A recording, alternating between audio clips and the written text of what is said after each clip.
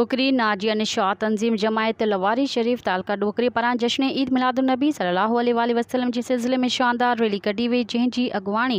सदर निशा जमायत लवारी शरीफ Samiullah जुणेजो, general secretary Altaf Hussain जुणेजो जी अगवाणी में जश्न मिलादुन्नबी जी रैली डोकरी शहर में निकती, जंहिंमें मौलाना हाफ़िज़ ग़ुलाम मुश्तबा तहीम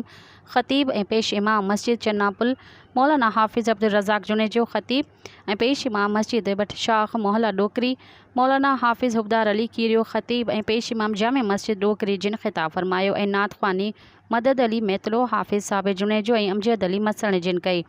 हिन रैली में हाजी जान मोहम्मद गाडेही, प्रोफेसर साईं बख्श जुणेजो, क़बूलाई करीम बख्श जुणेजो, वडेरो मौला बख्श जुणेजो, अब्दुल वहीद जुणेजो ऐं ॿियनि वॾी तादाद में जमायत लवारी शरीफ जे माण्हुनि शिरकत कई। रैली शहर जे मुख़्तलिफ़ रस्तनि खां थींदी प्रेस क्लब पहुती, जिते ख़िताब कंदे अगवाणनि चयो त हर साल जीअं हिन साल बि जश्न ईद मिलादुन्नबी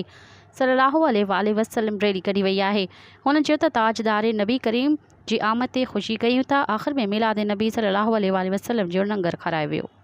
मज़ीद ख़बरनि ऐं तफ़सीलात लाइ विज़िट कयो असांजी वेबसाइट www.awamiNewsHD.com ऐं ॾिसंदा रहो अवामी न्यूज़ HD।